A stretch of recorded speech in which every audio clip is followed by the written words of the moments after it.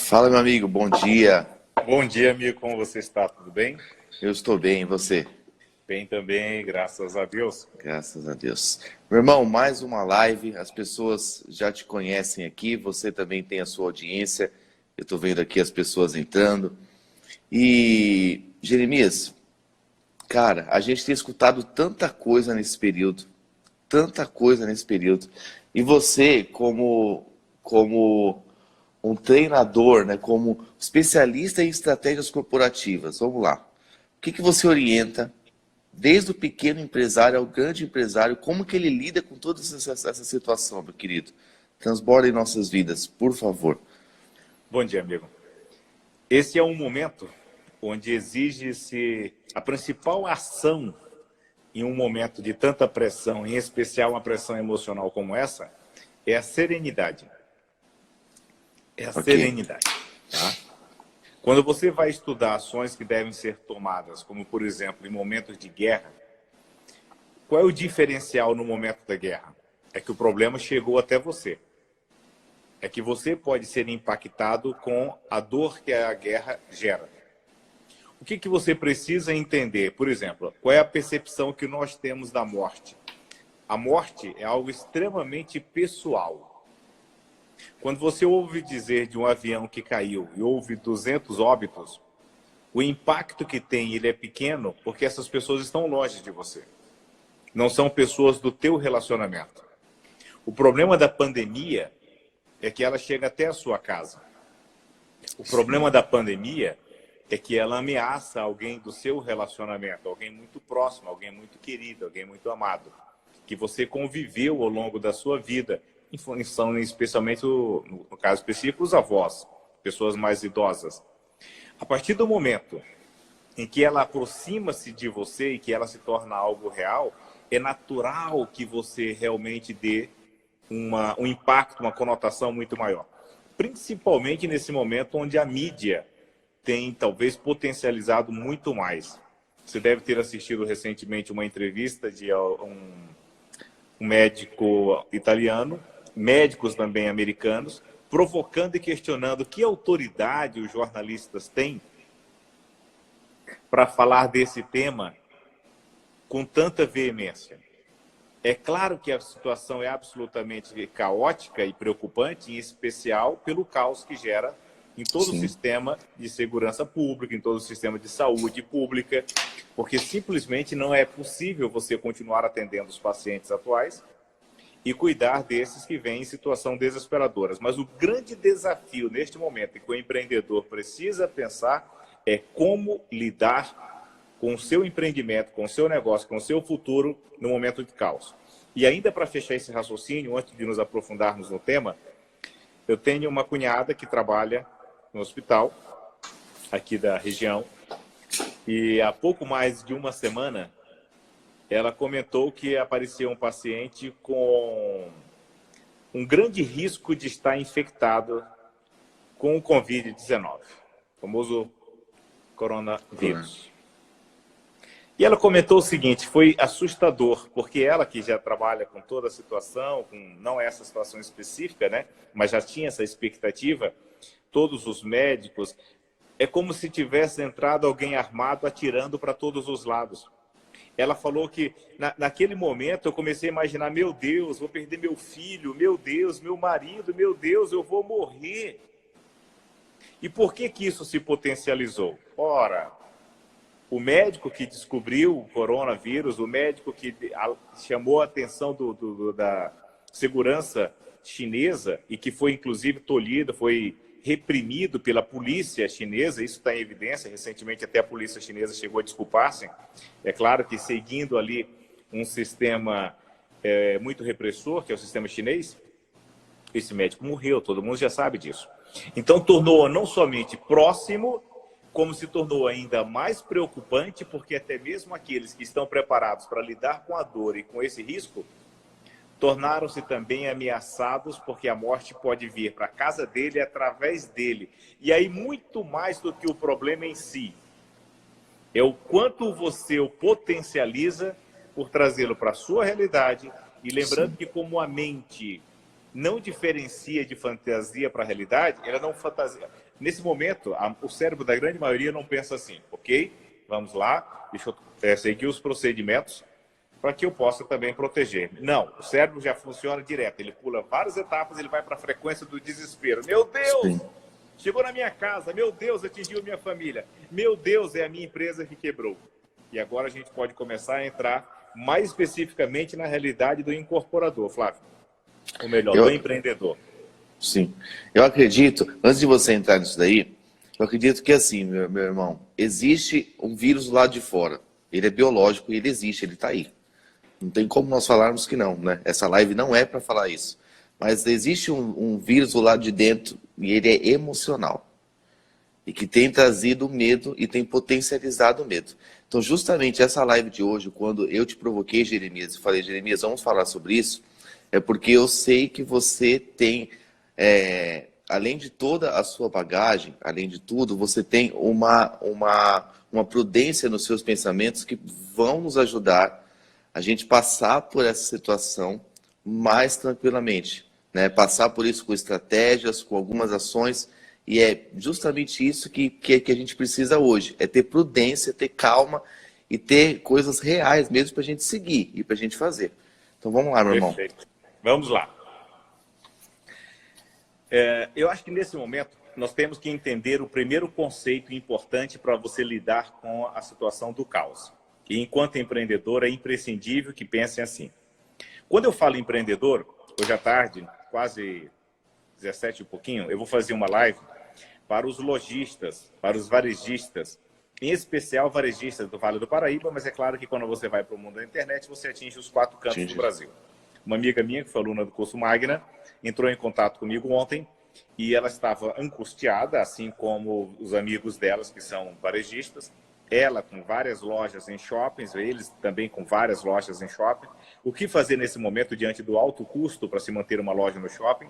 As pessoas não têm ideia, mas o custo de ser um lojista do shopping é enorme, porque além de pagar um aluguel maior, mais caro, você ainda tem outras despesas acessórias adicionais, como, por exemplo, o fundo de promoção. O que é fundo de promoção? Ora, está se aproximando o Dia das Mães. Esse Dia das Mães vai ser preocupante. Convenhamos que o Dia das Mães é o segundo Natal do ano, perde apenas para o Natal. E aí, uma parte, além do aluguel que eles pagam, uma parte é provisionada para essas festas, para esses eventos específicos, onde o shopping faz uma publicidade muito maior. Faz o sorteio de um carro, faz alguma coisa mais significativa. E aí, o que eu preciso entender nesse momento? Quais são as alternativas? O que eu vou buscar de soluções? Então, isso aí eu vou falar muito mais hoje à tarde, que é para aquele que já tem a loja, aquele que já tem a empresa, aquele que já tem uma necessidade específica, vai entrar um pouco mais até mesmo na área financeira, como é que eu vou negociar com o banco, como que eu vou me beneficiar daquelas situações que o governo está trazendo, até quando eu posso me beneficiar, como é que eu até reposiciono a marca. O objetivo dessa live dessa manhã não é esse. É como lidar com essa situação do medo, em especial com a figura do empreendedor. Boa parte deles, até pelos amigos que conhecemos, pelos amigos que estão fazendo um curso conosco, é para aqueles que estão começando. Ou que ainda não começou, mas está empreendendo, ou já saiu do emprego, está buscando alguma coisa para empreender, ou aquele que tem 1, 2, 3 funcionários que está começando. E essa diferença ela é importante, Flávio. Por quê? O primeiro conceito que eu quero que entendam, só para a gente construir essa base para a argumentação.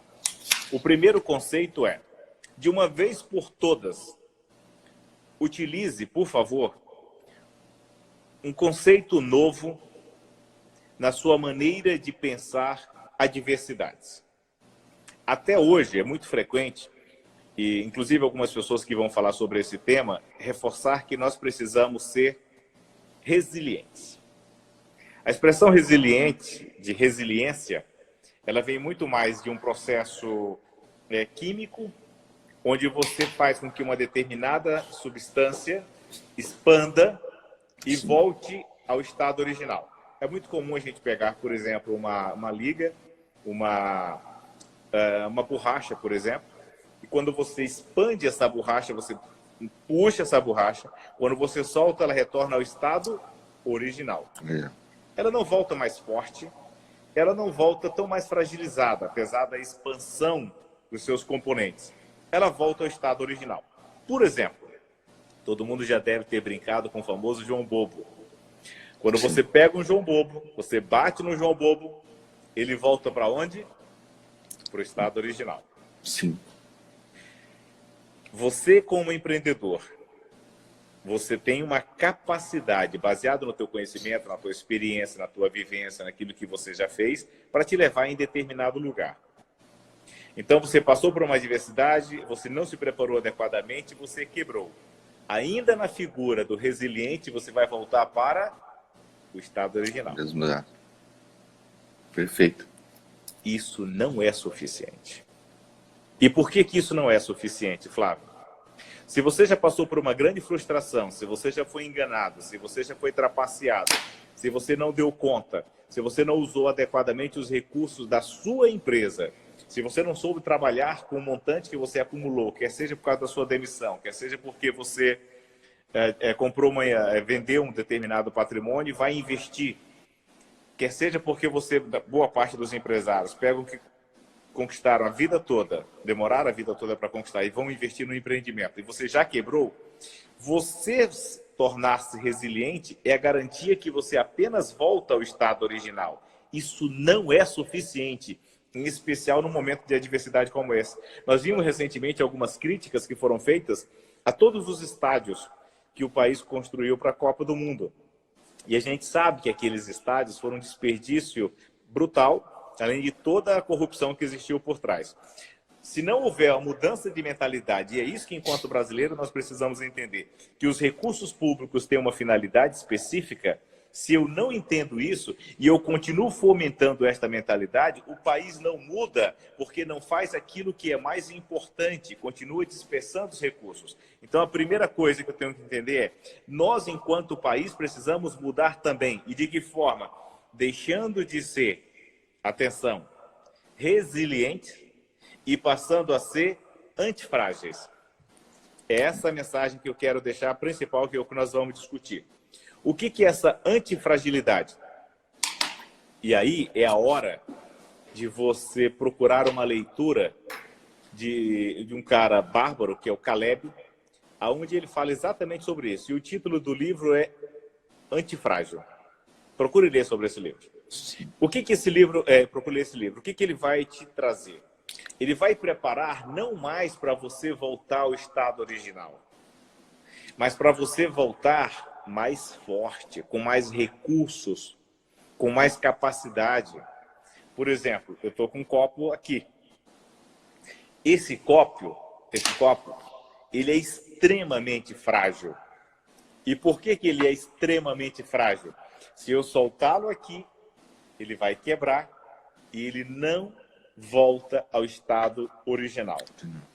Se eu tenho um empresário com um tipo de mentalidade frágil, que não tem a resiliência, que não tem a força, que não tem a capacidade necessária, ele não volta nem mesmo ao estado original e muito menos torna-se mais forte. Porque isso, ele vai entrar no processo de depressão.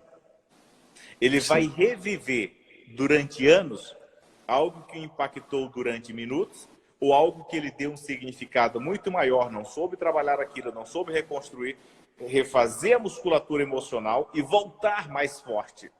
A antifragilidade está acima até mesmo de um processo de eu pegar uma pedra, e se eu solto essa pedra, ela não vai quebrar. Mas ela não é necessariamente antifrágil. A antifrágil está na capacidade de lidar com aquilo que eu desconheço. Ninguém, há 4 meses atrás, poderia imaginar que neste momento, quantos empresários, quantos lojistas você atende? Quando há 4 meses poderíamos imaginar que esses lojistas hoje estariam com as portas fechadas? Acaba de sair decreto na cidade vizinha aqui, que é Taubaté, que a partir de hoje o shopping center e comércio nada abre. E da mesma forma hoje vai ser estabelecido aqui na minha cidade, Pindamonhangaba, nenhum comércio vai abrir. Nós estávamos preparados para isso? Não. E é aqui que eu começo a me diferenciar quando eu lido melhor com a imprevisibilidade. Mas uma coisa, Flávia, é você lidar com a imprevisibilidade procurando evoluir, que a gente vai falar mais sobre isso, e uma outra coisa é você simplesmente potencializando, ecoando, absorvendo todo esse desespero que está sendo disseminado e trazendo até mesmo para essa situação extrema de escassez, onde as pessoas começam a brigar em supermercados. E percebam, o sistema de suprimento, de alimentação, ele não será fechado, ele não será interrompido. Toda a cadeia de abastecimento dos supermercados, ela vai continuar funcionando. E não somente dos supermercados, das padarias também. Em nenhum dos países, atenção, em nenhum dos países que passou ou está passando pelo pico da disseminação do vírus, da pandemia, foi relatada a questão de escassez. Em nenhum deles. Não existe escassez porque o sistema de abastecimento continua. O que criaram, em especial no caso da Itália, porque o impacto foi muito grande, em função até mesmo país de primeiríssimo mundo, uma qualidade de vida excepcional, uma quantidade de pessoas com idade avançada muito considerável. Eles criaram uma metodologia, eles criaram padrões para que as pessoas entrassem com uma quantidade extremamente reduzida nos supermercados, a fim de que elas não se aproximassem. Isso gerou filas grandes, mas ela é dinâmica. Quando você entra no supermercado, todos os suprimentos que você precisa estão lá. É apenas uma metodologia nova para que você possa fazer suas compras. Agora perceba o seguinte, Flávio, não houve desabastecimento. Então espera lá. Se eu tomo cuidados e nesse momento eu posso fazê-lo com a calma, e esse cuidado ele passa necessariamente por eu me ausentar, por eu me afastar, para eu ficar com a minha família. E isso já me protege. E na hora que eu precisar ir no supermercado, eu tenho o que comprar.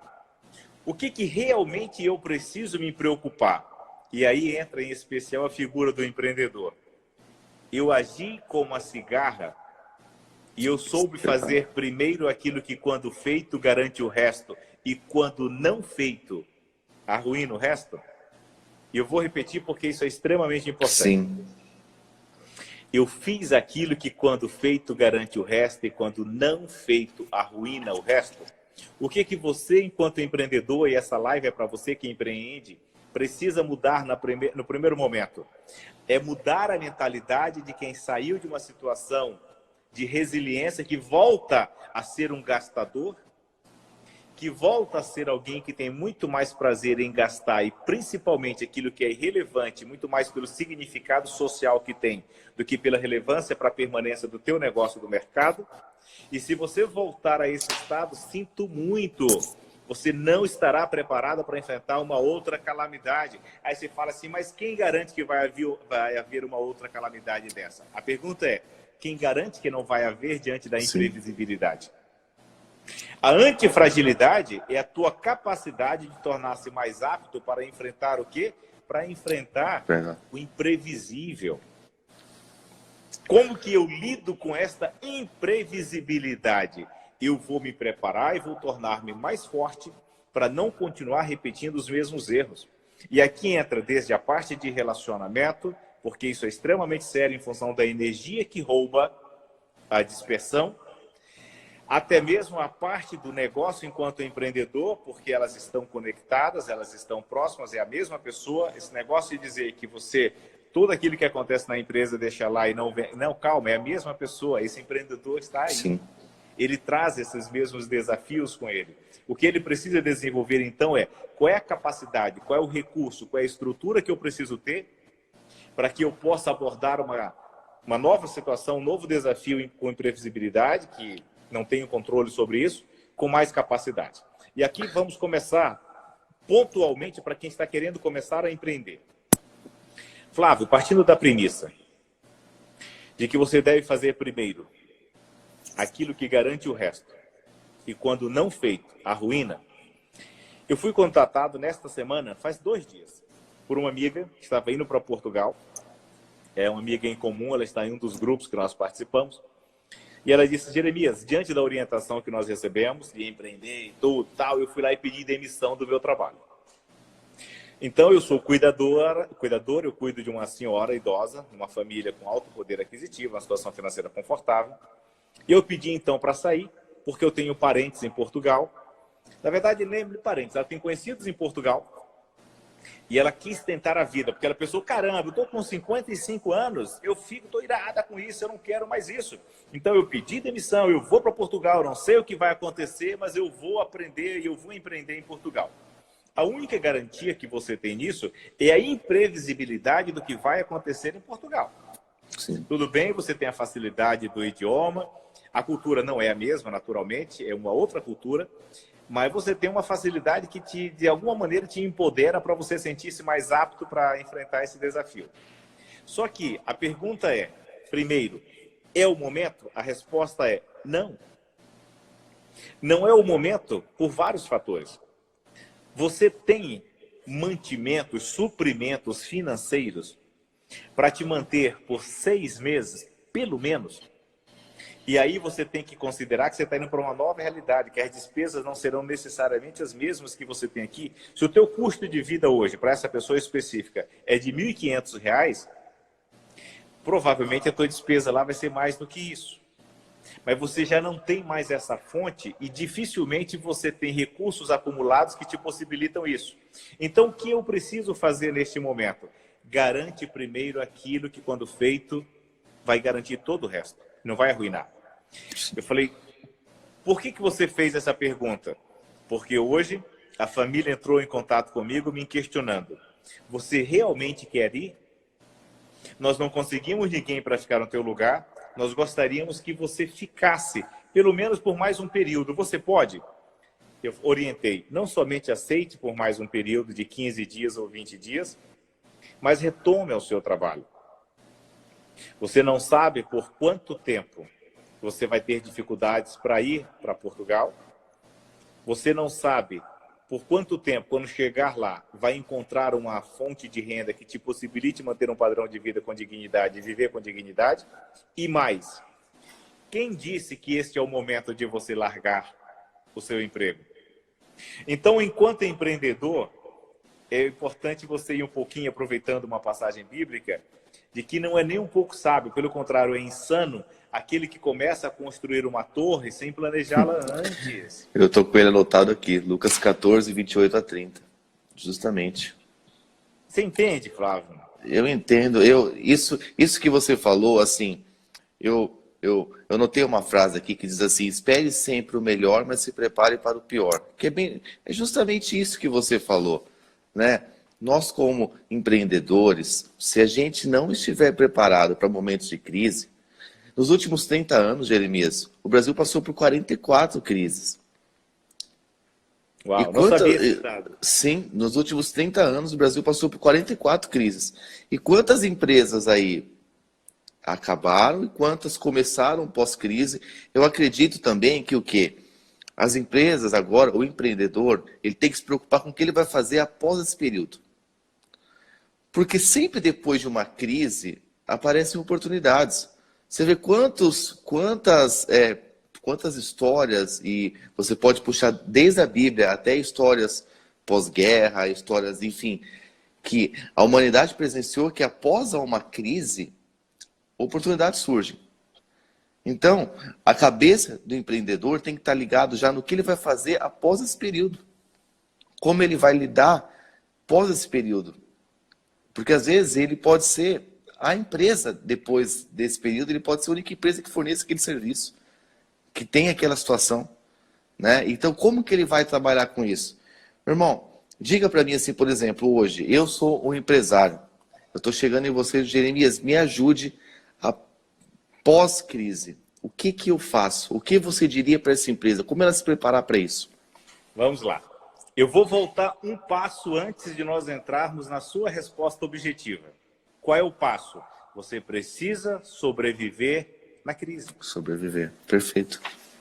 A primeira questão é essa. Você precisa sobreviver na crise. E por que é tão importante você pensar que primeiro você tem que sobreviver na crise? Flávio, um dado extremamente assustador. 46% dos pequenos empresários do Brasil, dos médios empresários do Brasil, não ganham o suficiente, não faturam o suficiente para fechar o mês. Isso quer dizer que no final de um mês, eles estão ainda no vermelho. Eles não Vermelho. honraram todos os compromissos. Boa parte destes não estão pagando os impostos que, enquanto empresário, eles precisam pagar. Esses impostos, em algum momento, a fatura virá. E ele, o empresário, o empreendedor, responde por isso com o seu patrimônio, com a sua tranquilidade. Quem trabalha com ele não responde por isso. Então, a intolerância deste empresário com aquilo que não funciona, com aquilo que não está bem, precisa ser dele o tempo todo, e a capacidade crítica de analisar e verificar onde ele precisa fazer as correções durante a crise, porque boa parte dos empresários brasileiros já estão em guerra. E você sabe qual é a maior guerra de boa parte desses empresários, desses empreendedores brasileiros, hoje chegando a 46%, mas com essa quarentena forçada, isso pode e deve chegar a 50%, 55%, 60%, 70% ou mais, porque as empresas não vão mais vender. O varejo está caindo aí em várias regiões, em especial os shoppings vão zerar. Sabe o que é zerar? Imagina um shopping que vendia, eu vou colocar extremamente modesto por baixo, 1 milhão por dia. E vai vender quanto agora? Zero. Zero. Ele não pode mais receber ninguém dele, zero. Nós não estamos mais falando de uma queda de 5, de 10, de 20, nós estamos falando de zerar. Então, a grande questão é, o que eu vou fazer depois da crise? Nós vamos falar sobre isso, mas agora você tem que sobreviver à crise. E qual é a primeira coisa que você tem que aprender nesse momento de sobrevivência? Para muitos brasileiros, a empresa é como se fosse um filho. Atenção, a sua empresa não é seu filho. Atenção, a sua empresa não é a sua família. Para com isso. O Guilherme Afif Domingo, que foi assessor do governo do Estado de São Paulo, foi candidato a governo do Estado de São Paulo, foi assessor da presidência do governo anterior, com o objetivo de simplificar este processo de geração de riqueza no Brasil, o empreendedorismo no Brasil, a realidade das empresas no Brasil. Ele trouxe um dado bastante curioso. Ele disse que no Brasil, a esmagadora maioria dos pequenos empresários, das empresas pequenas, não demitem, grava isso, Flávio, porque consideram que os seus funcionários é como se fossem integrantes da sua família. Quando a gente ouve dizer, e no Brasil é muito disseminado isso, ei, a sua primeira família é a sua empresa. Você passa mais tempo na empresa do que na família. E para muitos empreendedores, para muitos empresários, se tornou realidade. É como se ele realmente tivesse ali a sua família. Não é a sua família. E muitas vezes ele coloca o nome dele na própria empresa. Como uma das empresas que eu tenho, que é a imobiliária, ela leva o meu nome. E aí é natural. Você faz tudo. Você literalmente se mata por um filho. Mas você não pode se matar pela sua empresa. Grava isso. Segundo, você tem que entender que você precisa saber sobreviver em guerra. E nesse momento da guerra, você tem que preservar a sua vida. Nesse momento da guerra, você precisa fazer o possível para preservar a sua empresa. Para estudar, chama o seu contador, pede para o seu contador te orientar do que fazer.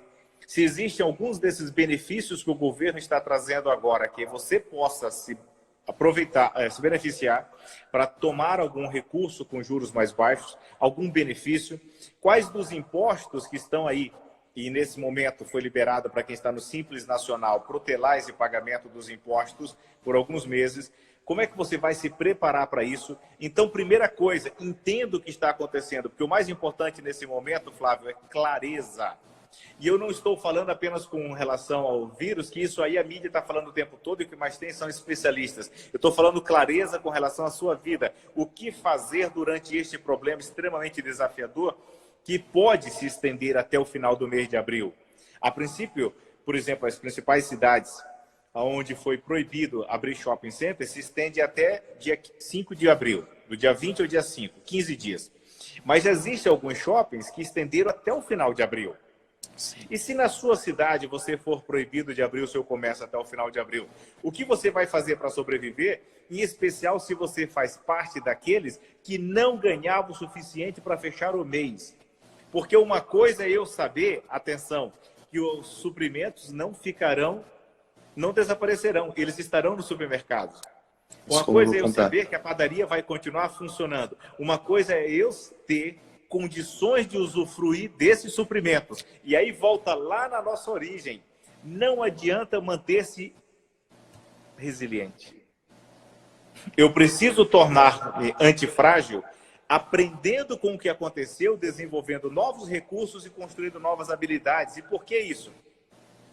Porque não vai significar nada para a sua sobrevivência o carro que você tem na garagem, as fotos bonitas da postagem que você fez, de uma viagem que você fez, que muitas vezes não era momento. Porque um dos grandes desafios dos empreendedores, dos empresários, primeiro, estabelecer um padrão de vida acima do que a empresa pode pagar.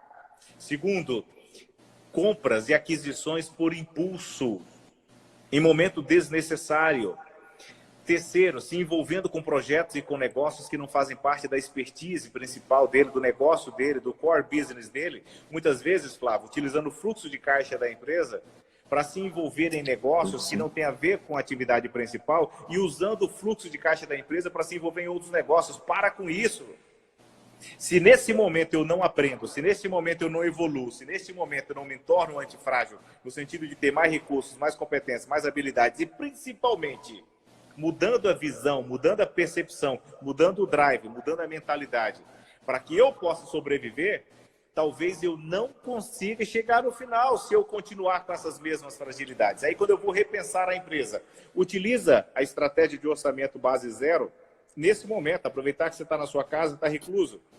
Sim. A estratégia do orçamento base zero, muito desenvolvido pela Bembev, é você repensar a sua empresa como se fosse começar agora, imaginando. Se eu fosse começar agora, eu manteria esses mesmos custos? Eu teria necessidade de contratar esses mesmos serviços? 300, 400, 500, 600 reais que eu tenho de despesa aqui. Ao longo de um ano, nós estamos falando de 20 mil, nós estamos falando de 25 mil reais. Para um pequeno empreendedor, isso é muita coisa. Então, o orçamento base zero é onde eu corto de despesas. Quais são as correções que eu faço agora? O que eu preciso corrigir nesse momento? Isso é o mais importante nesse momento.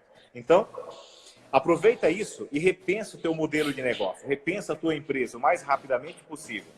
Segundo, se você fosse começar a sua empresa agora, considerando que provavelmente, se você fez o que a esmagadora maioria dos empresários brasileiros fizeram, das pessoas no Brasil, infelizmente, fazem, você não teve critério nenhum para contratar as pessoas que trabalham na sua empresa.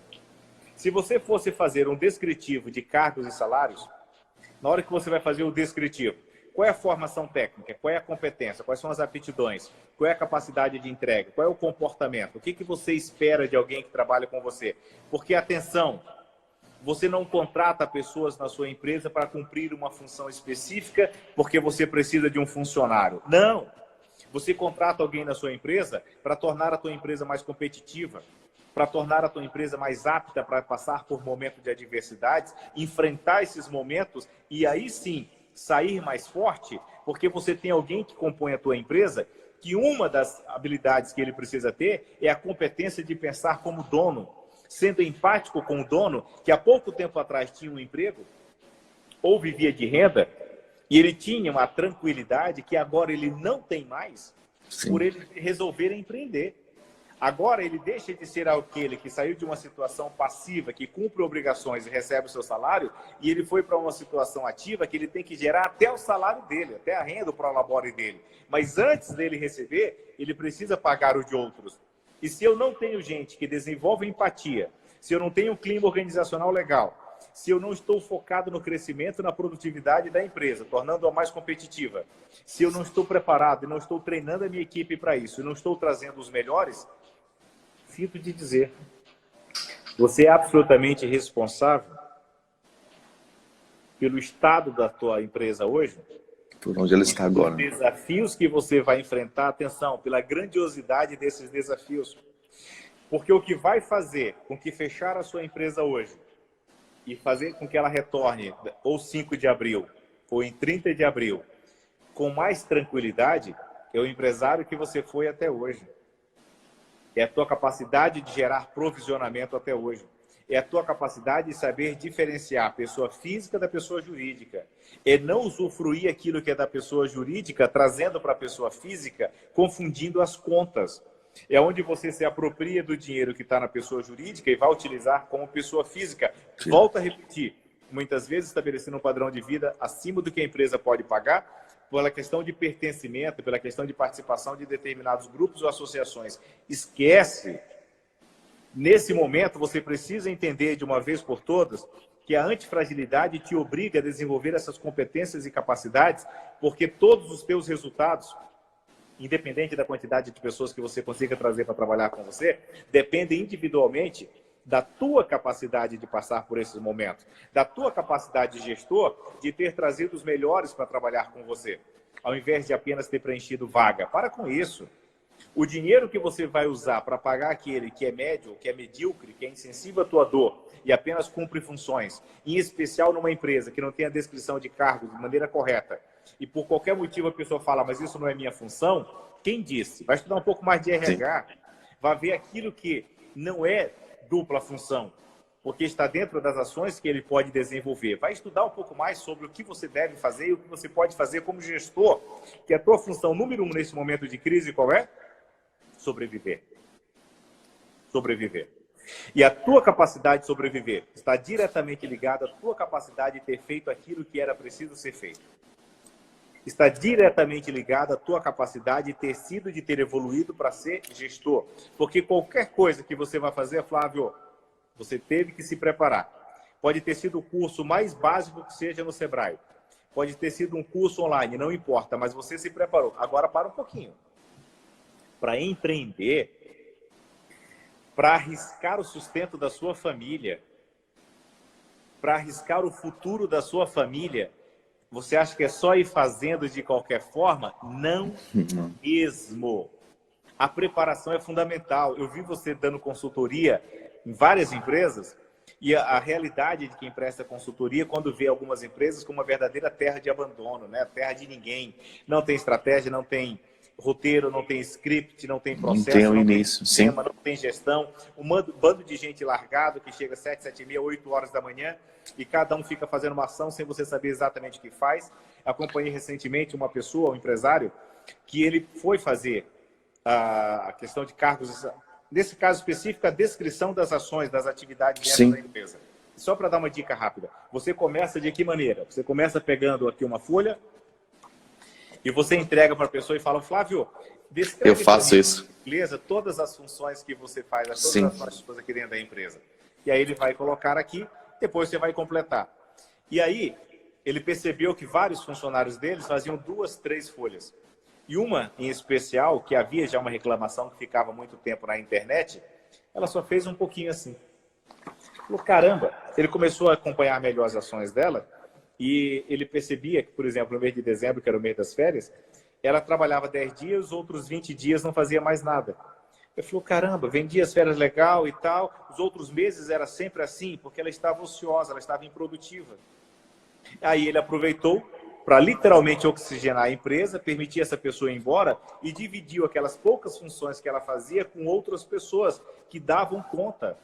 E as outras pessoas fizeram. Agora, você passa a economizar, por exemplo, 4 mil entre salários e despesas com essa pessoa. Nós estamos falando de 48, 50 mil por ano. E o melhor, sabe o que é o melhor? Você não mina a cultura organizacional da sua empresa por deixar gente fraca. Nesse momento, tem um método que o pessoal de RH não gosta muito, mas que é importante. Quando você lê o livro de Jim Collins, Empresas Feitas para Durar, é a hora de você fazer 2 perguntas. Quais são as perguntas? Primeiro, se esta pessoa saísse, eu a contrataria de volta? Porque se você não a contrataria de volta, por que essa pessoa está trabalhando com você? E a segunda pergunta é, se ela estivesse fora da minha empresa, sabendo o que eu sei sobre ela, as deficiências que ela tem, o quanto é proteladora, o quanto é um especialista em criar justificativas do que não pôde fazer, o quanto ela é hábil, se ela tivesse a competência, a habilidade que ela tem em fazer, como ela tem em se justificar porque não fez, eu a contrataria de volta sabendo que ela é assim? E uma vez que não, e eu percebo que não é, por que que eu a mantenho comigo? E se nesse momento eu tenho que sobreviver, eu tenho que começar, ainda no auge da crise, antes de passarmos dela e pensar o que fazer, que nós ainda estamos no meio dela, e é essa a reflexão inicial, que agora eu quero entrar na tua questão, é quem deve continuar comigo após a crise. Então eu tenho que entender, passo número 1, se eu estou ainda para empreender, eu não devo fazer mudanças significativas, como, por exemplo, abandonar o emprego. Se eu já estou empreendendo, eu tenho que fazer perguntas como: quem deve continuar comigo após esse momento? Segundo, quem vai tornar a minha empresa mais forte após esse momento? E terceiro, quais são as mudanças que não é hora de fazer em momento de crise? E não somente nesse momento de crise de quarentena, como em qualquer momento de crise que a sua empresa esteja passando, algumas mudanças não podem ser feitas. E às vezes um empresário, agindo sozinho, sem reflexões, sem compartilhar com outras pessoas da própria empresa, ele toma decisões erradas. Eu já cometi um erro brutal de mudar o software de gestão da empresa, tomando a decisão sozinho, porque eu vi um outro software que era melhor enquanto gestor para eu ter todos os dados que eu precisava. Só que 100% da equipe já usava aquele software, já estava familiarizado com aquele software. Era muito melhor eu, enquanto gestor, aprender o que faltava de recursos daquele software para que eu dominasse, do que eu fazer toda a minha empresa dominar um software novo, porque era muito mais simples para mim. O que aconteceu depois de 3 meses? Voltamos para o software anterior. Voltou para o software antigo. Quanto eu perdi? Quanto desgaste? Quantas horas? Sim. Então, em momento de crise, em momentos de desafios, não tome decisões definitivas em função de uma crise que é circunstancial. A pior de todas as crises, qual é? É você não evoluir como gestor e continuar apenas resiliente, porque você vai continuar com os mesmos erros. Vai continuar com as mesmas fragilidades emocionais, com as mesmas fraquezas, cometendo os mesmos erros. A principal lição que preciso tirar neste momento é: sai do resiliente. Esquece. Entendo. Torna-se antifrágil, mais forte, mais capaz, mais determinado para sobreviver. E agora sobrevivi, o que fazer? Agora, antes de você entrar, meu irmão, deixa eu só completar algumas coisas que eu fui marcando aqui, que é o seguinte: é hora dos empresários entenderem essa frase que eu falo para todos os meus clientes. É preciso fazer o que é certo e não o que é fácil. Então, é preciso fazer o que é certo e não o que é fácil. Se a gente não pegar esse tempo e não estudar, e não se posicionar de verdade como empresário e não buscar conteúdo, você pode até sobreviver a essa crise. Mas e a outra que possivelmente surgirá? E a outra que possivelmente virá? Você foi falando coisas que, se você, antes de você montar uma empresa, ou se você já montou e você precisa, ou você busca um consultor, ou você vai no próprio Sebrae. Se você for no site hoje do Sebrae, você baixar lá, você buscar plano de negócio. Tudo isso que você falou, Jeremias, ele está disposto, é só você montar um plano de negócio. É só você começar a sua empresa de acordo com como ela deve ser começada. Né? Quem vai trabalhar, qual que será a minha persona, qual que será meu público-alvo, qual que é o colaborador que eu preciso, quais são as competências que ele precisa ter, o que eu vou fazer de marketing, qual que vai ser a estratégia, fluxo de caixa, quanto que eu preciso. São coisas simples que as pessoas têm feito, que Jeremias, isso que você falou. Simplesmente eu cansei, eu larguei o meu emprego, eu larguei tudo, eu larguei a segurança, larguei o que mantinha a minha casa, o que mantinha a minha família, que tem que ser o seu primeiro cuidado, a sua família. Eu larguei o que eu mantinha para empreender. Mas espera aí, como que eu vou começar a fazer? Gente, é época de estudar, é época de se preparar. Se nós tivermos que seja uma semana, você pega essa semana e devore conteúdo. Devore, reveja. Não, isso que você falou, essa técnica eu anotei e eu vou até pesquisar sobre ela, não conhecia. Orçamento base zero. Perfeito isso. É você voltar e, peraí, vamos começar, vamos fazer de novo. Se tivesse começado agora, o que eu faria diferente? Espetacular, espetacular. Eu vou abrir os vidros aqui, porque aqui fica uma verdadeira estufa. Tá? Meu irmão, eu acho que nós vamos ter que pausar essa live e continuar daqui a pouco, porque... Mas vamos lá, diga lá. Agora, ok, passamos, sobrevivemos. E aí? Sobrevivemos. que precisamos fazer agora? Se eu adotei, por exemplo, orçamento base zero, se eu repensei o meu modelo de negócio, se eu parei a questionar um pouco melhor quem está comigo, quem eu vou continuar tendo o maior prazer de pagar, que da mesma forma que quando você presta um serviço para alguma empresa que te contrata, ela pode te pagar com o maior prazer do mundo, ou ela pode te pagar muita dor porque não houve a entrega, o que eu preciso refletir nesse momento é quem deve continuar comigo após esse momento de guerra, que eu vou continuar pagando. Quem me ajuda a carregar o peso de ser empresário? Quem pensa a minha empresa comigo? Quem mais está comprometido comigo a pensar os desafios de empreender? Ao invés de chegar e cumprir uma obrigação, descobre o que poderia ser aperfeiçoado. Identifica o que pode ser melhorado. E aí é a hora, se você tem 2, 3, 4, 5, fazer um hangout com eles, fazer uma live com eles exclusiva, ir para um Zoom, para um ambiente fechado e falar, gente, nós vamos fazer agora algo extremamente importante. E aqui vai a primeira dica, meu caro amigo Flávio. É a hora de você reunir a sua equipe e falar, gente, não sabemos se passaremos por esse desafio, onde o mercado, o comércio, o varejo vai ficar fechado aí por 15 dias, ou se vai se estender por mais 30 dias. Mas eu quero que vocês me ajudem a pensar agora, eu quero que vocês se empoderem como donos, se vejam na condição de dono. Vocês, em algumas partes da empresa, em algumas áreas da empresa, conhecem mais do que eu. E eu quero que vocês me digam o que precisa ser corrigido na sua área para que a gente se torne mais competitivo.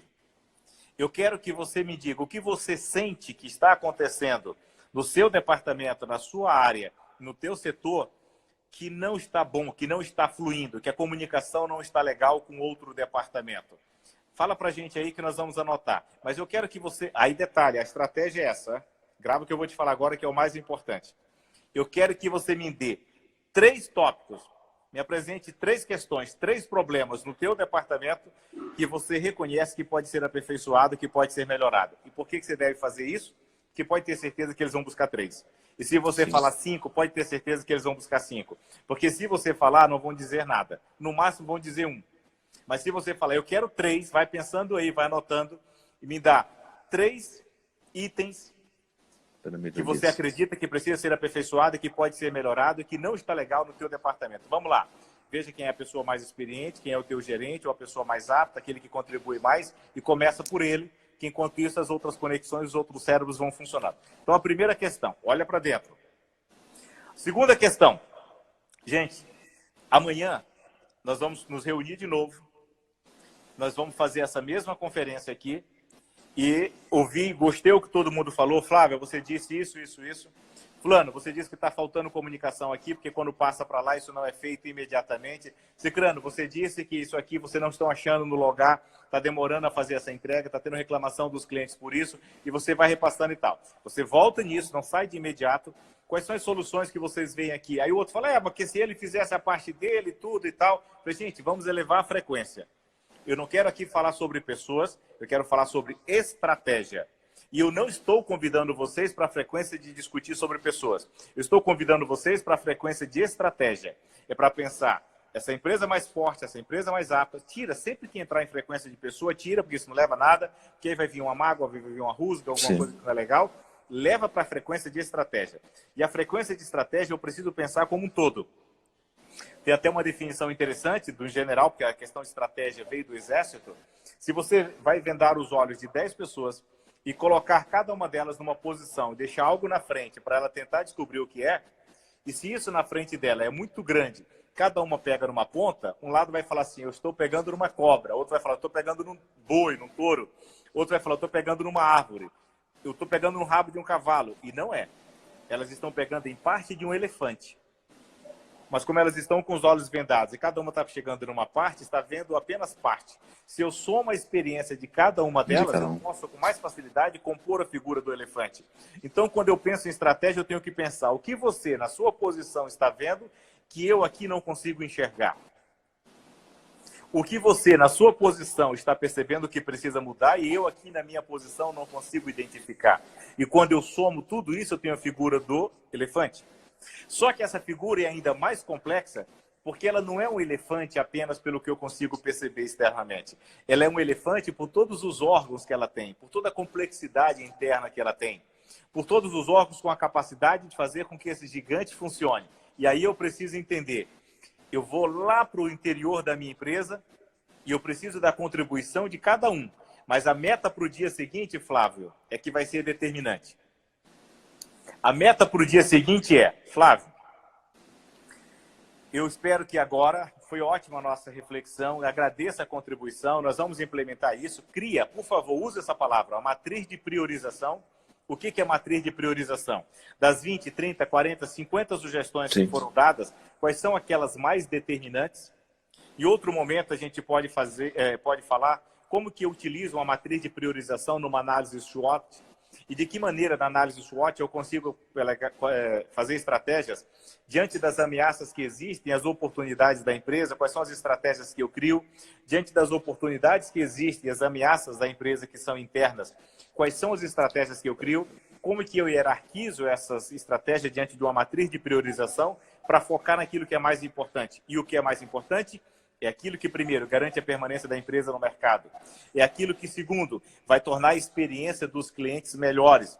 Porque diante de tantas opções que eles têm no mercado, por que vão comprar comigo? E terceiro, é aquilo que torna a empresa mais competitiva, mais lucrativa, para que ela possa ter uma escala melhor e para que ela possa tornar-se agora uma empresa com uma margem de lucro melhor. E você nunca vai ter uma margem legal se você só tem gente medíocre trabalhando na sua empresa que só trabalha pelo salário. A tua margem sempre vai ser péssima, porque esse dinheiro poderia ser utilizado para pagar uma pessoa muito melhor e mais talentosa. E aí, se enquanto dono você não está questionando isso, não está vendo isso, pode ter muita gente acomodada, sendo protegida por pessoas que gostam de quem trabalha, ou já tinham um relacionamento, ou de alguma maneira protegem, mas quem está pagando e quem não está protegido é o teu dinheiro. Enquanto dono, você tem que pensar nisso. Então, qual é o desafio para a reunião daqui a 24 horas? Flávio, no seu setor, Maria no seu setor, João no seu setor, vocês vão pesquisar agora o que as empresas concorrentes, primeiro, as nossas empresas daqui da região, o que elas estão fazendo diferente? Eu quero que vocês entrem nas 3 principais, cada um no seu setor, identifiquem onde ela está oferecendo uma experiência melhor, qual é a comunicação que ela está utilizando, que está melhor do que a nossa, o que tem de diferenciado no sistema de atendimento deles, nas experiências que eles oferecem, nos recursos de software que eles estão oferecendo, na apresentação do layout do marketing, do site deles. Ou seja, provoque essas pessoas para descobrir o que os concorrentes estão fazendo de melhor agora. Perdão. Agora. Por que agora? Porque você precisa começar, desse momento, tomar decisões. Caramba, parecia uma criança bobando aqui. Tomar decisões para passar por esse momento agora. O copo estava mais cheio do que eu achava. Então, o que eu preciso entender? Usa as pessoas que já estão na tua empresa, usa as pessoas que já contribuíram dizendo que está frágil e agora elas já estão mais engajadas, mais envolvidas. Porque há quanto tempo você não parava para ouvi-las? Há quanto tempo ela não tem com coisas aí que ela está observando que estão tendo falhas dentro da empresa e ela não tinha oportunidade para contribuir, para falar sobre isso. E nesse momento que todos estão contribuindo, ela está falando. Então, usa isso primeiro. Segundo, é hora de fazer benchmark. E cada um no seu setor. E aí, lembre-se de você usar a estratégia. Gente, amanhã nós vamos fazer a nossa live, vamos fazer a nossa conferência, vamos fazer o nosso Zoom aqui. E eu quero que cada um de vocês traga 3 características que vocês estão observando que os nossos concorrentes estão fazendo de melhor. Ok? Por favor, amanhã, então, às 8 horas, vamos fazer. Cada um traz 3 características, 3 funções, 3 ações que os concorrentes estão fazendo de melhor. Perfeito. Então, primeiro, analisa o que está acontecendo na minha empresa agora. Segundo, pratica o benchmark. E terceiro, fiz a segunda reunião. Não passa de mais atividades agora, não. Cada atividade no seu momento. Até porque você vai ter tempo. Porque essa quarentena vai se estender, na melhor dos cenários, em uma semana. Né? Nos piores, 15 dias, que é o que já está acontecendo em boa parte das cidades. E no mais devastador, um mês e pouco, que aí vai ser devastador para a economia. Né? Mas podemos passar por isso, podemos, porque não imaginávamos que isso estaria acontecendo. Dependendo da gravidade, da quantidade de pessoas disseminadas, do impacto disso a partir das próximas semanas, pode ser que isso realmente se estenda. Ok. Vou para a terceira reunião, Flávio. Na primeira, eu vi o que estava de errado, falho dentro da empresa, deficitário. Nessa segunda, vamos ouvir o que os concorrentes estão fazendo de melhor. Eu vou fechar essa segunda reunião dizendo assim, gente, nós vamos entrar num momento de escassez. Nesse momento de escassez, onde eu vou preservar os melhores da empresa, nesse momento de escassez, onde nós queremos sobreviver, quais são dessas estratégias que vocês estão vendo que os concorrentes estão fazendo, que são mais fáceis de serem aplicadas aqui na empresa? Quais são as estratégias que nós podemos implementar com menor custo? Quais são aquelas que você identificou? Ei, isso aí eu posso fazer sem precisar gastar nada. Não, isso aqui eu posso fazer sem precisar contratar ninguém. Vamos lá. Eu quero que vocês agora me digam o que nós podemos fazer, ou com menor custo, ou sem custo nenhum, e que você pode assumir. Isso ainda do segundo dia, Flávio. Isso ainda do segundo dia. Você convidou as pessoas para participar na área da estratégia. Elas Sim. estão envolvidas, elas estão engajadas, elas estão participando não do processo de reconstrução da sua empresa, da empresa delas, que é a empresa que garante o salário, que é a empresa que permite que os filhos tenham o padrão de vida que tem, a realidade que tem. Eu agora vou desafiá-las a participarem na construção, ou melhor, na reconstrução dessa empresa pós-crise. Cheguei nesse momento, contribuíram, entregaram, participaram, sempre vai buscar 3, sempre provoca em 3, porque vai sair. Se você tem 5 pessoas, são 15 estratégias que virão. São 15 possibilidades que virão. E aí o que você vai dizer é o que nós vamos implementar agora, porque é possível nesse momento de escassez implementar. Porque não teremos que necessariamente trazer um software que vai custar 2, 3, 4 mil a mais por mês, não teremos que contratar uma pessoa, mas nós podemos fazer porque você vai contribuir, quem pode entregar. Depois de feito isso, vamos para o terceiro dia? Vamos. Encerrou a missão do segundo dia. Agora eu não vou apenas para o que está acontecendo fora, agora eu vou para o futuro. Porque você está trazendo todos eles para a frequência de dono, Flávio. E a frequência de dono é de líder. E o líder, obrigatoriamente, ele tem que ver mais. O líder, obrigatoriamente, ele tem que ver antes. E o líder, obrigatoriamente, tem que ver mais longe. Marque aí, o líder ver mais, o líder ver antes e o líder ver mais longe. E você vai convidá-lo. Gente, trazendo todos vocês para a frequência de liderança, trazendo todos vocês para a frequência de dono, eu quero que vocês pensem. Primeiro, o que o mercado está trazendo de disruptivo em relação àquilo que nós fazemos? Quais são as tendências que estão vindo que vão impactar profundamente o nosso modelo de negócio?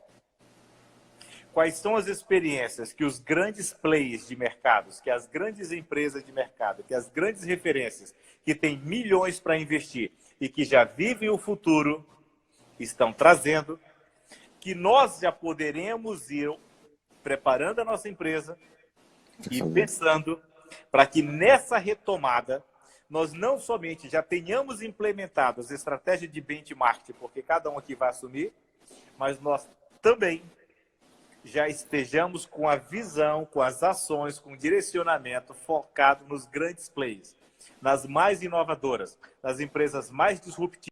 Voltamos aqui, o nosso tempo acabou e eu acredito que dá para a gente conversar um pouco mais. Vamos ver se o... Deixa eu conversar com o Jeremias aqui no WhatsApp, vou ver se ele pode voltar.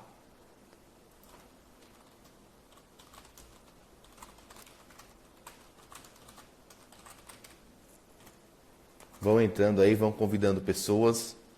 Estamos voltando aqui. Ah, ele disse que vai voltar. Vamos lá. Ele vai entrar de novo aqui e nós vamos voltar ao assunto. Gente, que material rico, hein?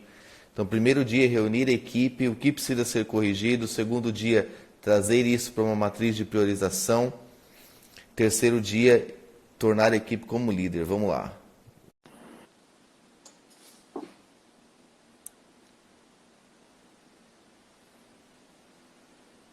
Pronto. Acompanhei o seu resumo rápido. Primeiro dia, pensa internamente na empresa, cada um contribuiu o que pode ser aperfeiçoado. Segundo dia, benchmark, o que os nossos concorrentes estão fazendo. Sempre cada um trazendo 3 estratégias. E terceiro dia, gente, eu quero que vocês se detenham ao longo do dia do que o futuro está sendo, que tipo de futuro está sendo preparado, que tipo de modelo de negócio está sendo adotado para o nosso modelo. Quais são as mudanças que podem destruir o nosso modelo de negócio? Quais são as mudanças que podem impactar profundamente no gosto do consumidor, que podem fazer com que o nosso modelo de negócio se torne relevante? Eu quero que vocês pensem isso. Lembre-se que as pessoas estão trabalhando em home office. E se elas não estão vendendo, se elas não estão cuidando do estoque, se elas não estão fazendo as atividades que elas faziam na empresa, porque elas não estão indo nem mesmo na empresa, nas empresas que necessariamente precisam fazer atendimento, é o que elas podem fazer agora em casa, para que aí sim a gente venha lá naquela questão que você falou no início, Flávio. Você possa passar por essa crise mais forte, tornar-se mais competitivo, poder entregar mais e, consequentemente, o teu concorrente, que ficou apenas chorando, que ficou apenas reclamando, apenas no momento presente, sem acompanhar o que está acontecendo no mercado, sem fazer a leitura do que está acontecendo, sem ouvir a equipe, sem provocar a equipe para contribuir, sem provocar a equipe para ver o que os concorrentes estão fazendo. Porque uma coisa é você, enquanto dono, fazer benchmark. Uma coisa é toda a tua equipe fazer benchmark. Uma coisa é você, enquanto dono, ficar observando o que os concorrentes, o que o futuro reserva para o teu modelo de negócio. Uma coisa é todos que estão nesse avião perceberem o que o futuro reserva para esse modelo de negócio, podendo torná-lo obsoleto. Então, o que eu preciso pensar? Eu tenho que envolver a minha equipe. Isso gera engajamento. Eu vou voltar com uma equipe mais competitiva. Eu vou voltar com uma equipe mais forte, mais engajada, sabendo o tamanho dos desafios e dispostas a contribuir para nos tornarmos mais fortes. Na essência, é isso. Enquanto empreendedor, primeiro, faça primeiro aquilo que quando feito garante o resto e quando não feito arruína. Segundo, é hora de repensar, é a hora de você repensar inclusive o teu modelo de negócio, o teu modelo de gestor, onde compras com impulsos, aquisições precipitadas, associações erradas, participação de determinados grupos ou núcleos simplesmente pela necessidade de realização, se agregar ao teu modelo de negócio, tem que se tornar dispensáveis. Porque durante uma guerra, o mais importante ainda é sobreviver. Isso, meu amigo, olha, vou te falar uma coisa. Isso que você transbordou para a gente em uma hora e 10 minutos aqui, é algo que tenho certeza que quem assistiu e quem vai assistir isso depois, eu não sei como funciona, eu nunca fiz 2 lives na sequência, eu não sei se as 2 ficarão salvas, tomara que sim, vamos esperar que sim, mas que máximo, irmão. Obrigado por todo esse conhecimento. Se eu posso deixar também uma mensagem final, é o quê? Eclesiastes 10 diz assim, que se o machado não está afiado, você vai, assim, trazendo para a nossa linguagem, se o machado não está afiado, você vai gastar muito mais tempo para você cortar a árvore. Então, é mais prudente afiar. Né? E se me permite, até porque nós não sabemos se a segunda vai ficar lá salva, para não ameaçar a primeira, tem um princípio bíblico que diz o seguinte, que aquele que não cuida dos seus, e principalmente dos da sua família, negou a fé e é pior do que o infiel. Se não estou enganado, é 1 Timóteo 4:8. Aquele que não cuida dos seus, e principalmente dos da sua família, negou a fé e é pior do que o infiel. Ou seja, se você não evoluir como gestor, se você não crescer tornando-se antifrágil, é a tua família que está ameaçada.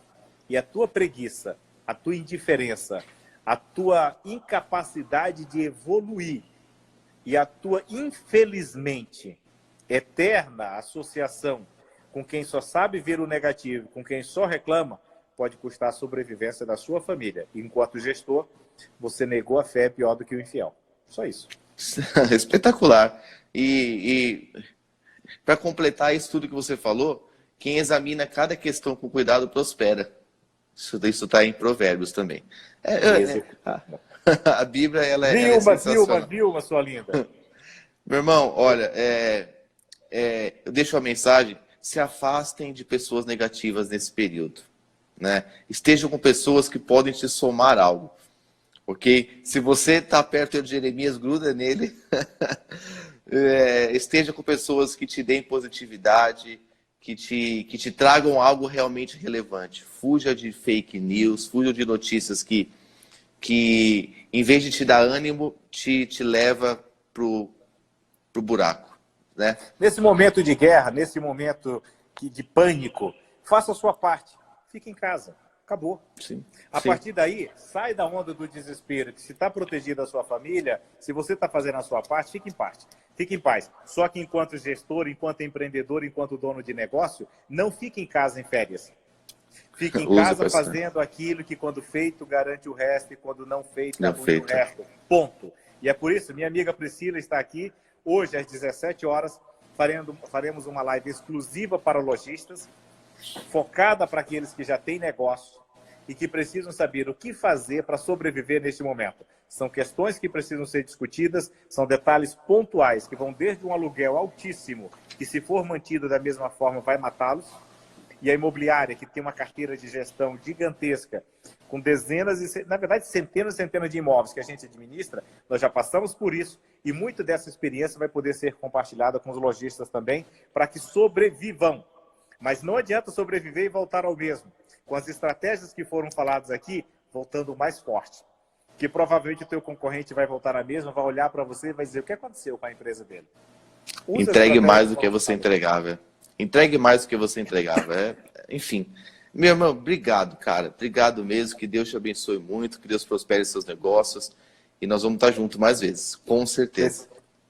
Abraço grande em Deus todos. abençoe. Valeu, com Deus. Beijo, tchau, tchau.